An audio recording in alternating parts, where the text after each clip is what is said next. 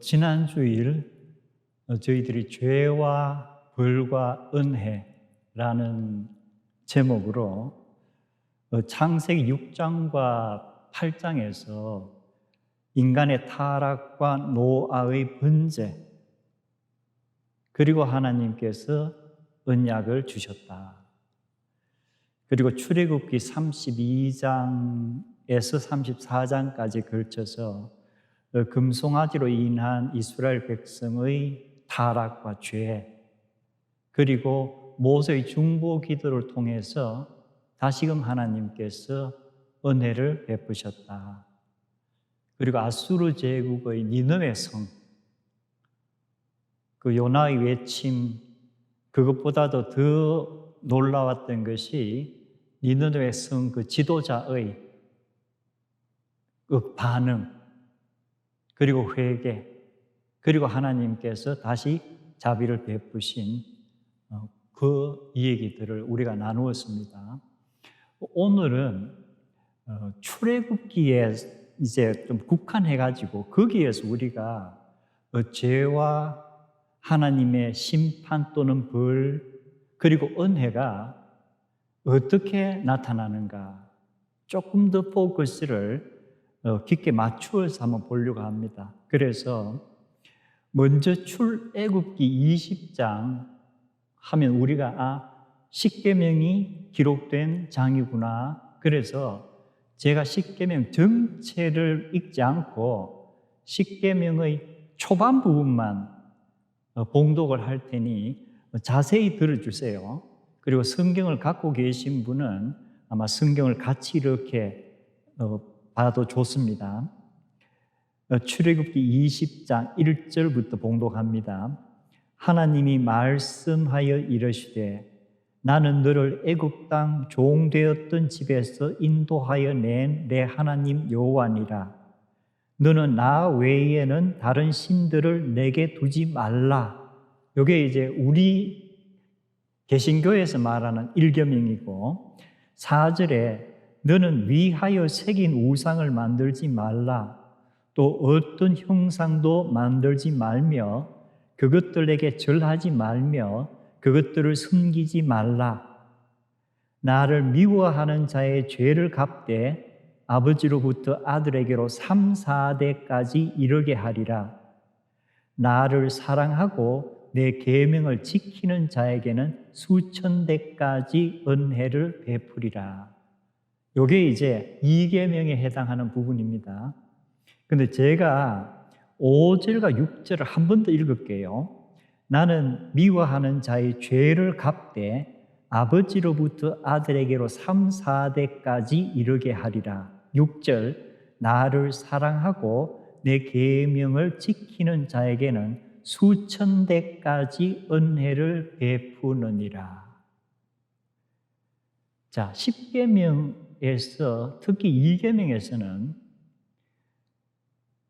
벌과 은혜라는 단어가 나왔는데, 죄를 갚는다, 즉 죄에 대해 벌을 준다.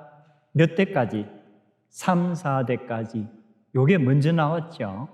그리고 계명을 지키는 자에게는 1000대까지 은혜를 베푸느니라 하는 은혜에 관한 것이 뒤에 나왔습니다. 순서가.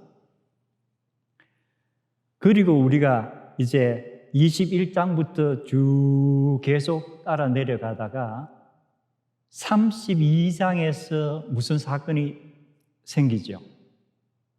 금송아지 사건. 그러니까 20장부터 31장까지는 아주 순조롭게 하나님께서 전하시는 말씀이 모세에게 전해지고 백성에게 전해지고 모세가 또 그걸 듣고 기록하고, 그런 32장에서 큰 사건이 생겼죠. 그리고 하나님께서 노하시고 이에 대해서 모세가 중보 기도를 드리고 하나님께서 모세의 중보 기도를 들으시고 다시금 하나님의 뜻을 돌이키시고, 그 다음에 34장에 제가 6절부터 읽습니다. 여호와께서 모세의 앞으로 지나시며 선포하시되 여호와라 여호와라 자비롭고 은혜롭고 노하기를 더디하고 인자와 진실이 많은 하나님이라.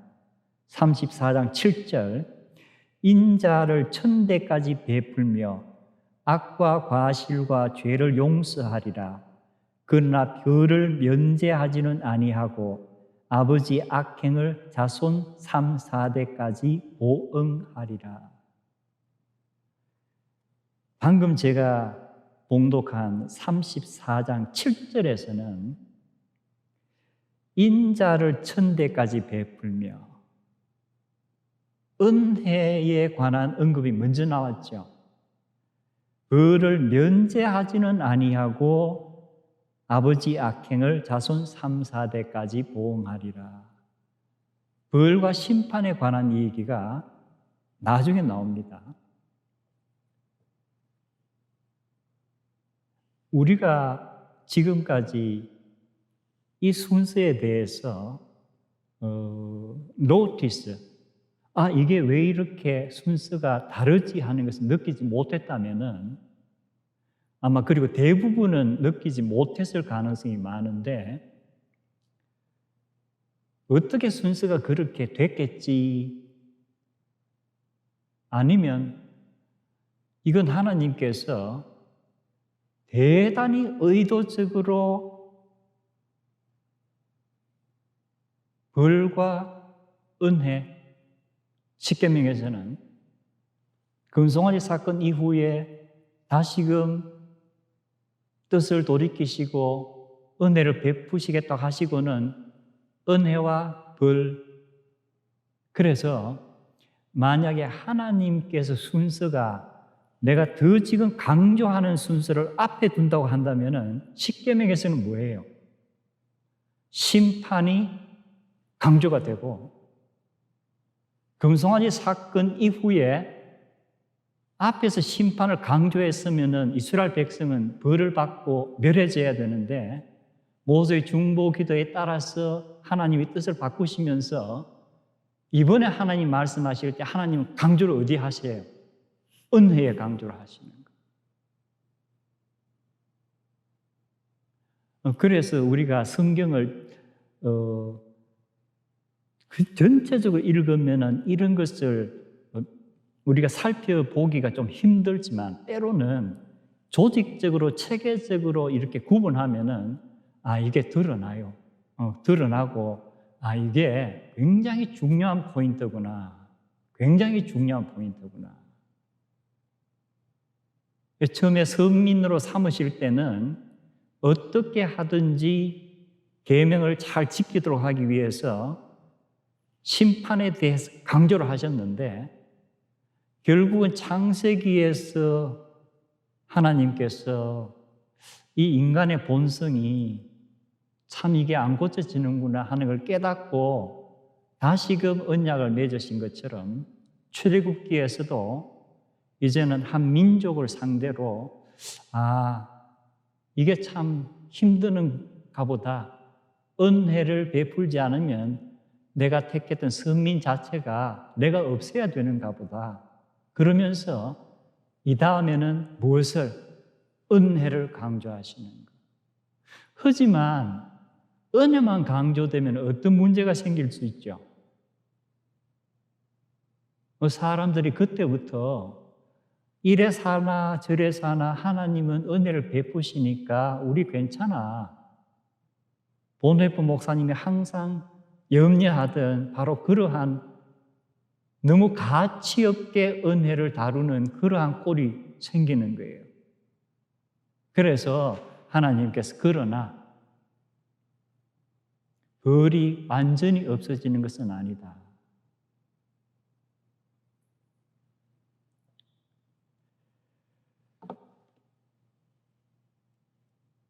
그래서 지난주에 우리가 보았던 것과 어떤 흐름이 지금 같이 나갔죠. 죄에 대한 이야기가 있었고 죄를 저지른 데 대해서 벌이 가해지고 심판이 가해져야 되는데 누군가가 간절히 하나님께 중보기도 하면서 이 벌과 심판이 조금 약화되고 더 줄어들고 다시금 하나님의 은혜가 강조되는 그 패턴이 지금 출애굽기에서도 그대로 나타나는 것을 우리가 봅니다. 오늘 또한 우리가 한번 눈여겨보고자 하는 것이 천대까지 하는 것하고 3, 4대까지. 우리가 성경을 보면 천대라는 이 얘기는 어떻게 보면 좀 관용구적인 것 같아요. 상당히 오랫동안 하나님께서 어떤 일을 베푸신다. 그래서 천년왕국이라든가 이런 천대라든가 특히 성경에서는 만이란 글자도 나오지만 천이란 것이 어떤 긴 세월을 이야기할 때에 많이 사용되는 그러한 관용적인 숫자인 것 같습니다. 그렇다면은 3, 4대라고 표시한 것이 무언가? 우리 말에도 한 개, 두 개를 합쳐서 한두 개 그러죠. 두 개, 세 개를 합쳐서는 두세 개, 또 세 개, 네 개는 서너 개, 또 네댓 개, 뭐 대여섯 개, 예닐곱 개. 근데 제가 항상 약간 이렇게 헷갈리는 것이 서너 개, 이건 두 개, 세 개, 네 개, 두서너 개 이래 되면은, 근데 이 히브리어에도 역시 무엇을 이렇게 이야기할 때에 하나의 어림을 하는데 붙였어. 여기서 3, 4대. 그렇다면 이게 3대인가 4대인가? 이것도 역시 일종의 관용적인 표현이라면은 이것이 의미하는 것이 무엇일까?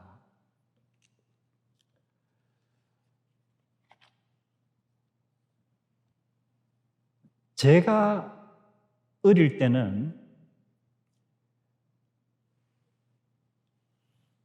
우리 동네에 많은 집에 3대가 사는 경우가 많아요.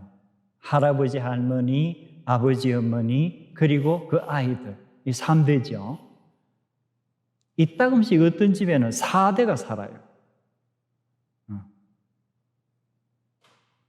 4대가. 그래서 그때는 대가족 제도란 단어 자체가 그냥 가족 제도예요. 그리고 가정 형편 조사를 하면은 한 집에 아이들이 수가 아주 작은 집이 4명, 그리고 보통 한 5명, 6명 정도가 좀 에버리지에 속해요. 이제 형제, 자매, 애들이 많은 집은 뭐 8명 있는 집도 있고 12명 있는 집도 있고, 지금 같으면 그게 이제 인간극장이라든가 이런데 다큐멘터리 소재가 될 정도의 그런 집안이죠. 근데 저희들 때는 그것이 아주 희귀한 것이 아니고 보는 게 그렇게 어렵지 않은 아이들의 수예요. 그래서 소가족 제도란 단어가 이제 나온 것이 우리보다는 조금 한 세대 후인 것 같아요. 이 소가족 제도는 그때로 봐서는 이제 어머니, 아버지, 그리고 아이들 이렇게 핵가족 제도라고 하고, 근데 요즘은 여기에서 또 뭐로 갔어요? 한 사람만 사는, 그러니까 1인 가구 시대. 그래서 1인 가구 시대에 사는 사람들이 성경에서 3, 4대 하는 얘기가 나오면은 정확하게 이것이 무엇을 의미하는 것인가 알기가 힘들 가능성이 많아요. 근데 저희들이 어릴 때는 3, 4대 사는 집들이 상당히 많았기 때문에 성경에서 3, 4대 하는 얘기가 나오면은 3, 4대 사는 집안이 떠오르는 거예요. 그리고 어느 집안에 그 할아버님 굉장히 무서우셔. 그러면 그 집안은 애들이 대체로 예의가 발라요. 그리고 어느 집안에 그 할아버지가 예수님 믿으신데 그러면 어때요? 그 집안은 거의 다가 교회에 다니는 거예요. 저희 할아버님 같은 경우도 일제시대에 조그만 교육 사업을 하셨고 이제 마을에서 굉장히 존경을 받으셨는데 복음을 전해받고 이제 그리스도인이 되신 거예요. 그래서 제가 어릴 때 저희 집안도 그렇고 저희 일가들이 거의 다가 교회에 다녔어요. 자, 그렇다면 이 3, 4대의 의미가 과연 어떤 것일까?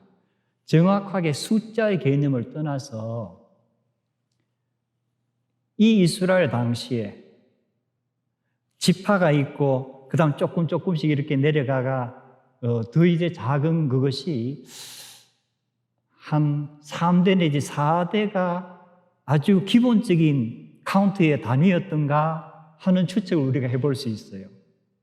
그리고 이들이 천막을 쳤으면은 나란히 이렇게 쳤을까? 아니면 큰 천막에 한 서너 가구 같이 살았을까? 이런 추측도 가능해요. 그렇다면은 하나님께서 모세에게 얘기하시는 어떤 잘못이 저질러졌을 때 3, 4대까지 하는 것은 이 어느 집안의 가장이 되는 사람이 바르게 살면은 그 아들 그리고 그 아들들이 다 그 가장의 뜻을 따라서 바르게 사는구나. 그런데 만약 가장이 음주를 한다든지 또는 여러 가지 노름을 한다든지 이러한 것으로서 자식들에게 그리고 손자들에게 본을 보였다면은 그 가정은 또 어떻게 되는 거예요? 그렇게 좋지 않은 어떤 행태들이 계속 이렇게 대물림을 할 거 아니에요.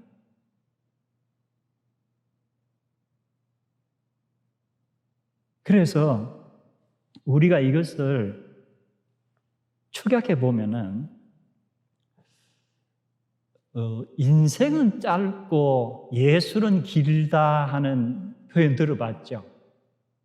히포크라테스란 분이 이 얘기를 처음에 했다고 우리가 알고 있는데 인생은 짧고 예술은 길다.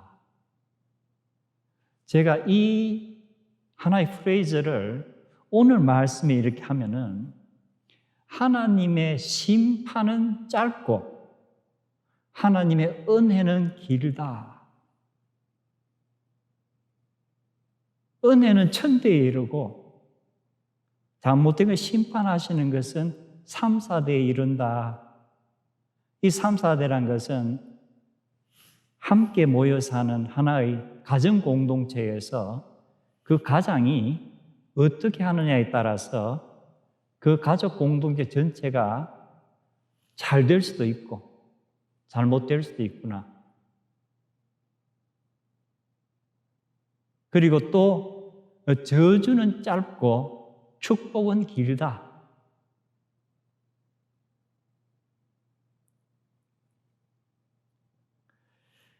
우리가 성경을 보면은 3, 4대에 계속해서 벌을 받았다는 이 얘기가 이렇게 나와 있는 경우는 조금 찾아보기가 쉽지 않은 것 같아요.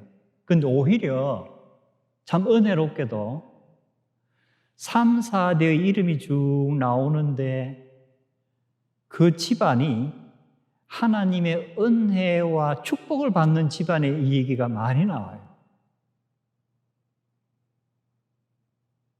그래서 저희들이 묵상했던 출애굽기 31장 같은 경우에 이제 금송아지 사건이 터지기 전에 하나님께서 성막을 모세에게 어떻게 지어라 하면서 여기 아주 상세하게 말씀을 하시는데 그 성막과 관계해서 모세에게 하나님께서 하시는 말씀 중에서 내가 유다 지파 훌의 손자요 우리의 아들인 베살레를 지명하여 부르고 하나님의 영을 그에게 충만하게 하여 지혜와 총명과 지식과 여러 가지 재주로 정교한 일을 연구하여 기물을 만들게 하고,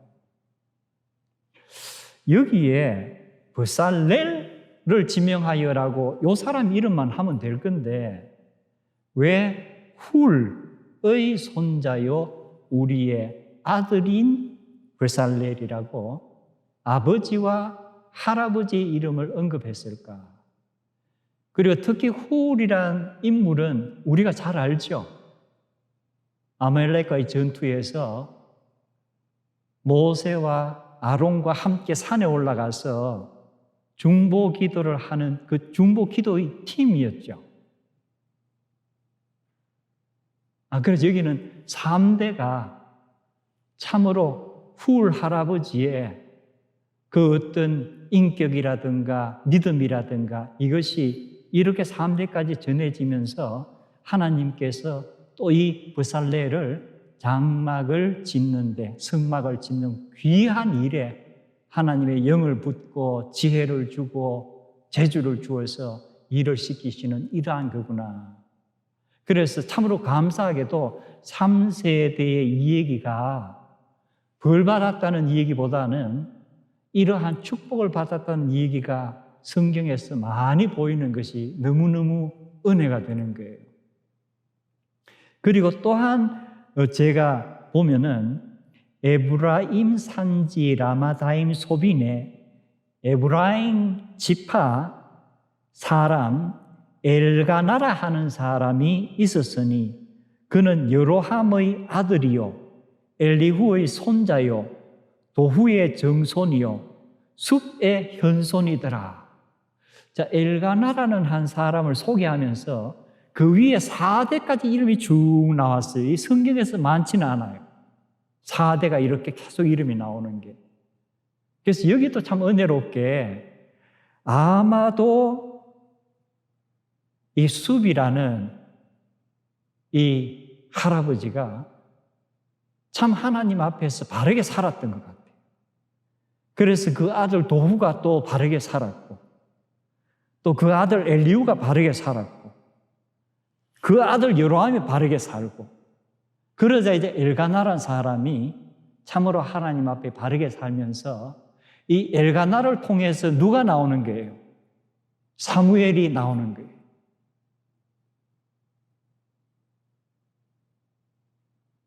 여기는 3, 4대가 아니고 거의 5, 6대예요.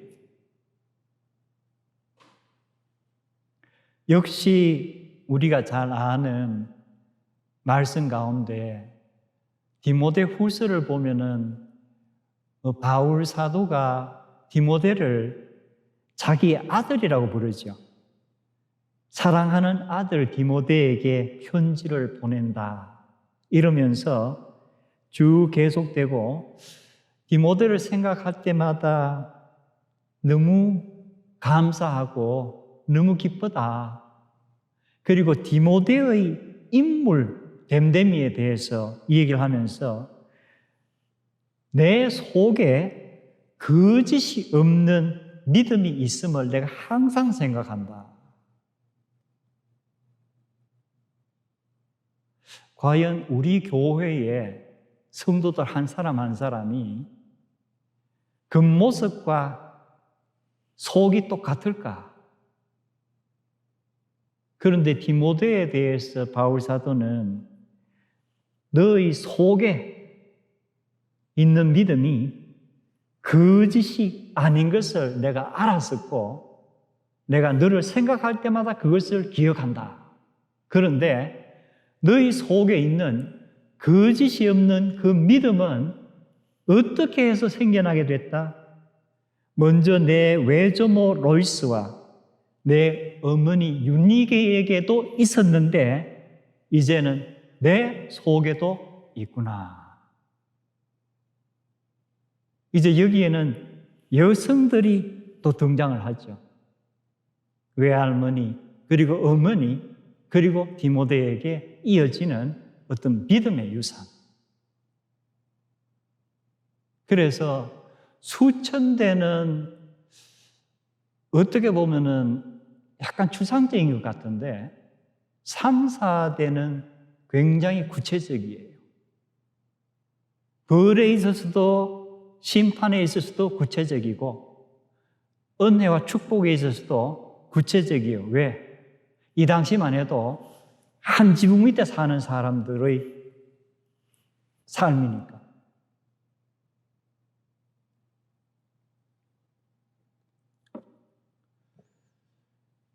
코로나 시대, 이제 우리가 3, 4대를 보기는 힘들고 소가족으로 아버지, 어머니, 그리고 자녀들 이렇게 2대가 함께 사는데 특히 가정에서 많은 시간을 보내는데 부모가 예배에 있어서, 말씀 묵상에 있어서, 경건 생활에 있어서 자녀들에게 어떤 모습을 보이는가, 어떤 본을 보이는가, 성경에서 말씀한 것으로 보면은 한 집안에서 가장이 뜻하고 생각하고 말하고 행동하는 것에 따라서 그 가정 전체가 영향을 받는 거 아니에요. 그렇다면 3, 4대가 아니지만은 소가족 제도에서 2대가 살 때에 가장이 되는 아버지나 어머니가 말하고 생각하고 행동하는 것이 자녀들에게 얼마나 중요한 영향을 미칠 것인가. 특히 신앙교육에 있어서 부모가 어떤 모습으로 예배를 드리는가, 부모가 어떠한 시간에 어떠한 자세로 말씀을 묵상하고 기도를 드리는가, 이런 것을 자녀들이 볼 거 아니에요. 과연 내가 부모의 입장에서 떳떳할까? 나의 예배 드리는 태도를 내 자녀가 보고 정말 우리 아빠, 우리 엄마가 저렇게 경건하게 예배를 드리는구나. 우리도 저렇게 본을 보아야 되겠다. 저렇게 간절히 기도를 하시는구나. 우리도 기도를 해야 되겠다. 저렇게 깊이 말씀을 읽고 묵상하시는구나. 우리도 말씀을 읽어야 되겠다. 과연 그러한 가정교육이, 신앙교육이 코로나 시대에 우리 성도님들의 가정에서 이루어지고 있는가?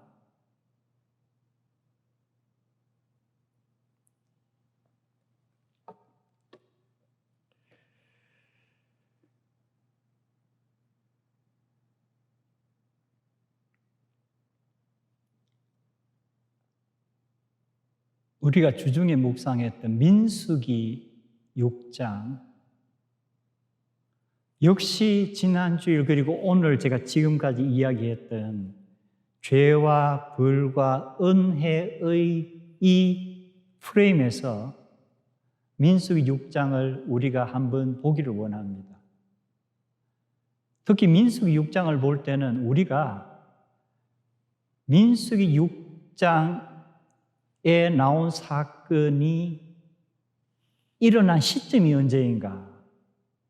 제가 먼저 민수기 6장을 22절부터 27절까지 여호와께서 모세에게 말씀하여 이르시되 아론과 그의 아들들에게 말하여 이르기를 너희는 이스라엘 자손을 위하여 이렇게 축복하여 이르되 여호와는 내게 복을 주시고 너를 지키시기를 원하며 여호와는 그의 얼굴을 내게 비추사 은혜 베푸시기를 원하며 여호와는 그 얼굴을 내게로 향하여 두사 평강 주시기를 원하노라 할지니라. 그들은 이같이 내 이름으로 이스라엘 자손에게 축복할지니 내가 그들에게 복을 주리라 하시니라.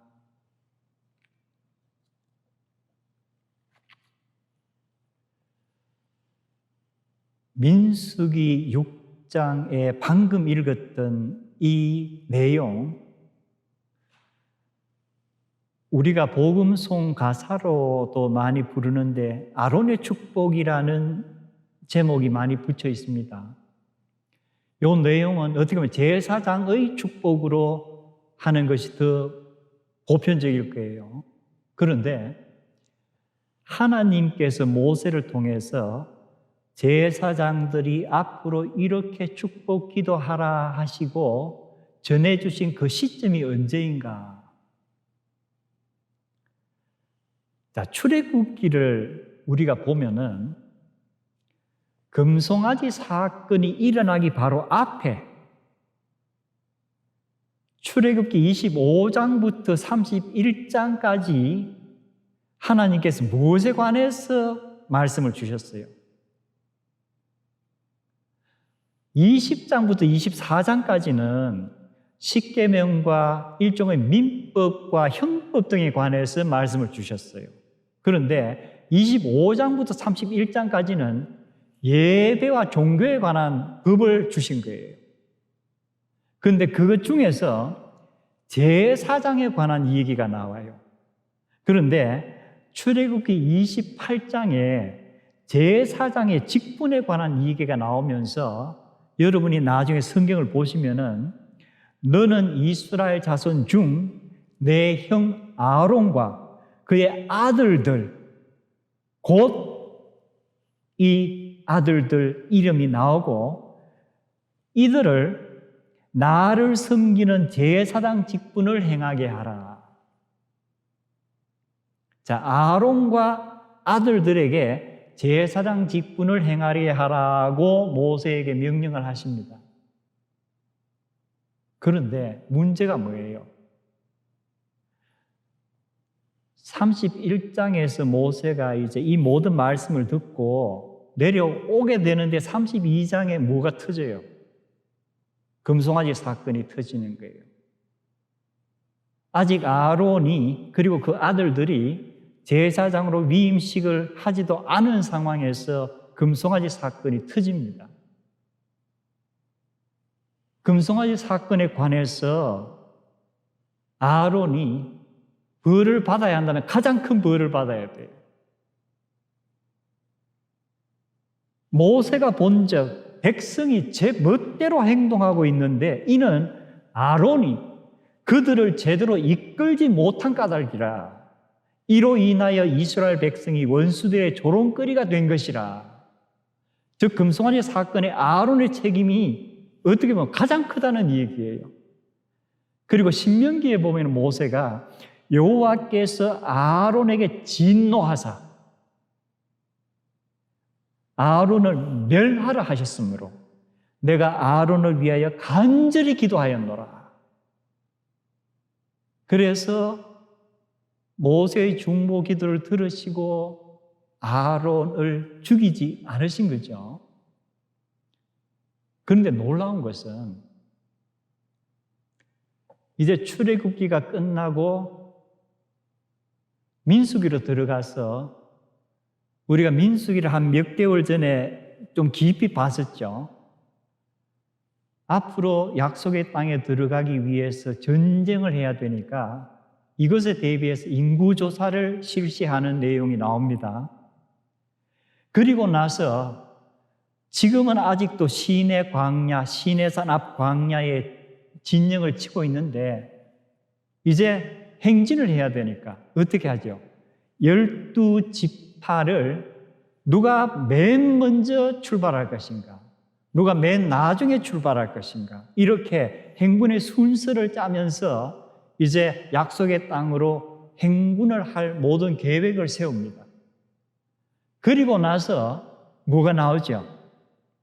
레위 지파 중에서 특히 성막을 돌볼 여러 가문들을 택하는 거예요. 그러면 이제 거의 한 1년 정도 시내산 앞 광야에서 진을 치고 머무르고 있다가 이제 뭐 하는 거예요? 행군을 시작해서 약속의 땅으로 가는데 바로 이 시점이에요.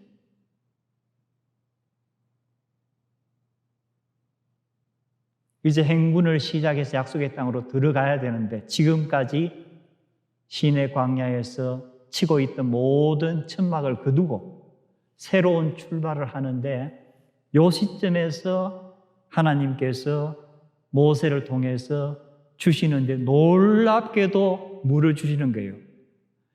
그 금송아지 사건에 가장 큰 책임이 있는 것 같은 아론을 원래 하나님이 계획하셨던 것처럼 다시금 제사장으로 세우고 그 아들들에게 제사장의 역할을 계획대로, 원래의 계획대로 다시 맡기시는 거예요. 이게 은혜가 아니고 뭐예요?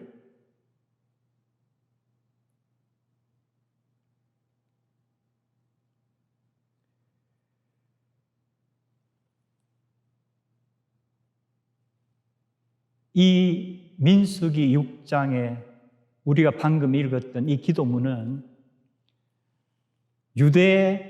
유대인들은 지금까지도 예전에 성전에서 그리고 회당에서 그들이 예배를 드리고 나서 제사장이나 랍비가 축도할 때에 하는 축도문이에요. 그리고 지금 저희들이 우리 교회 같은 곳에서도 예배가 마쳐질 때 이제 목회자가 또는 예배 인도자가 이 축도를 하죠. 축복의 기도. 유대의 랍비들 또는 제사장들은 축복의 기도를 할 때에 손을 어떻게 하는가? 요런 모양으로 만들어요. 요 엄지손가락, 그리고 요 두 개 손가락, 요 두 개 손가락. 이제 요렇게.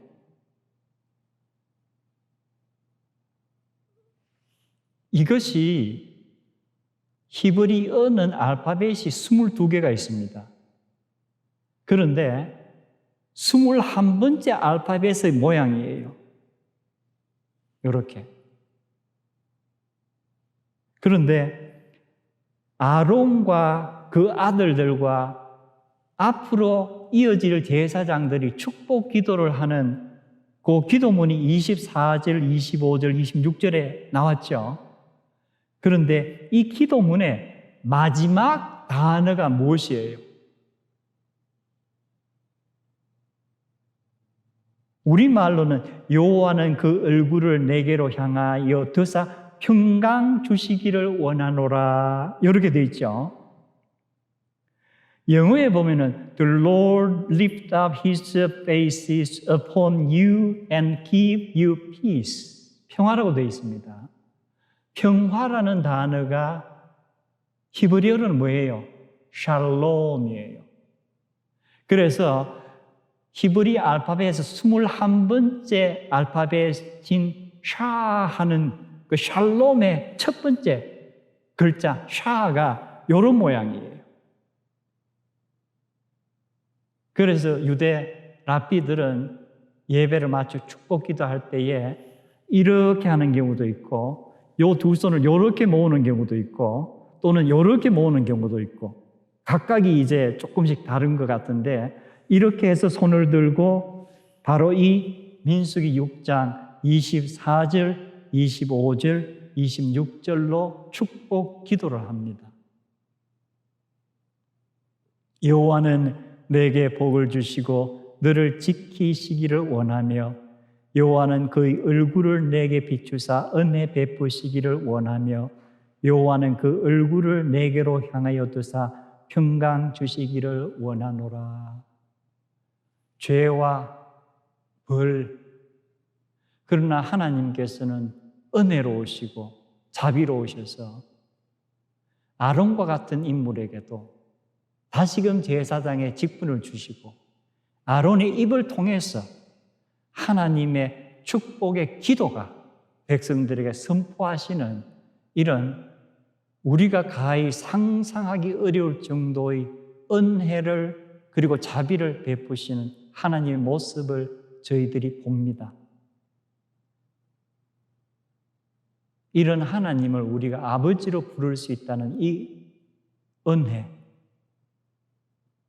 그렇다면 우리의 삶 가운데서 마음의 평강을 얻을 수 있지 않을까?